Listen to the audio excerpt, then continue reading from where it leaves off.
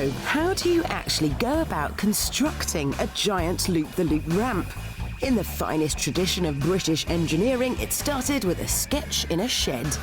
Then, to help visualise how the loop's joints would go together, they built a 1/10 scale model. Dickie, the fabricator, explained how this was one of their most daunting ever projects.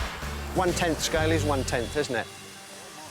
And as soon as we erected the second section, and it's 9 metres off the ground, and we've got to work on it and pull it and push it if it doesn't line up, then it's got a bit worrying.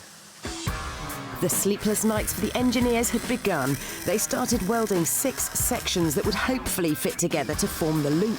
A kilometre of box section and 5 tons of steel needed to be woven together. Yeah, it's a bit of a challenge, yeah. We'll have a go at it, yeah. But sometimes you open your mouth and you probably shouldn't have done. Solid lengths have to be curved in a press, but because every steel reacts differently to pressure, this all has to be done painstakingly by hand. When each section is completed, it has to be twisted by 7.5 degrees to form the loop. That's no mean feat with something that has so much torsional rigidity. We did try and get it done on a computer, and the computer turned around and said, "We don't understand what you want." The solution? Hang a half-ton lead weight used on Lawrence of Arabia from one end, park a forklift truck on the other side, then ratchet down until you get the correct amount of twist. Once set, you have to weld it in place, fast. Finally, 40 checker plates are attached to give Steve a surface to drive on. Well, this is it, seeing it for the first time. It's a whole lot of metal here. Each of these sections is half a ton, and there are going to be 6 of them when the loop's complete. It looks much steeper in real life than I imagined it would be, and it's very, very steep. In fact, let's see what it's like with the car.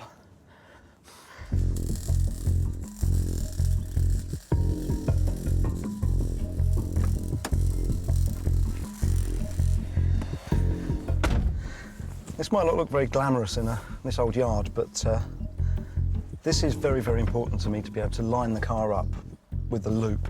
It's not something I can practice, so it's got to go for it on the day.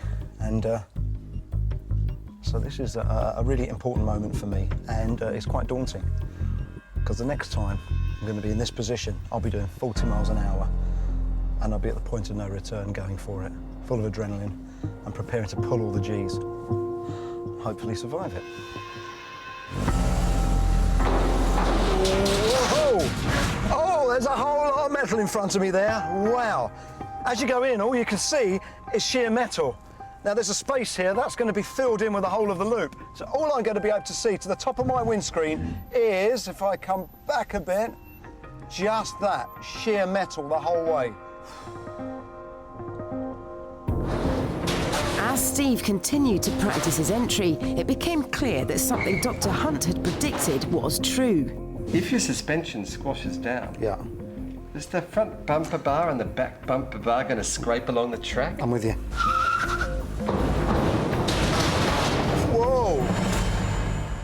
Felt that? Felt like something hit there, yeah. Yeah. Is that the front skirt? Yeah, the valance is That's what I was concerned about when I looked at it on the pictures. Obviously, we're going to have to pump the front springs up.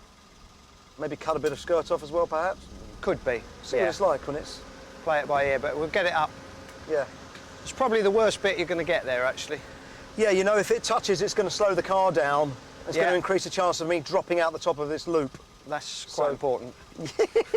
It's very important. Thanks for pointing that out, Dick.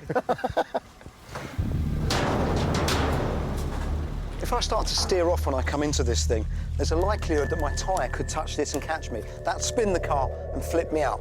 That's very, very bad. Puts a lot of stress on this, puts a lot of stress on me. Solution is that we put a rail in, a guide rail, that stops that from happening, which means they've got a stack more welding to do. So I'm not Mr. Popular at the moment. Talking to Steve, that's a good observation, isn't it? Necessary observation, really. So, running out of time, that's all. Yeah, standing here next to the rig was quite intriguing this morning because it's always bigger than you imagine it to be. Seeing a big hunk of metal, several tons, brings it home. It's quite daunting. I'm not looking forward to seeing the full loop built, not on the day that I've got to drive around it anyway. Everybody that comes along here, like the guys fabricating it, they're all saying, well, rather you than me, mate. And I'm hearing that a few too many times now. But it's pretty much, this is what I do for a living, but this is an unusual stunt for me. And I am a bit nervous, more than a bit nervous about it. We're going to build a life-size version of every child's favourite toy car stunt set, the Hot Wheels Loop the Loop. We'll use 5 tons of steel and make it a world...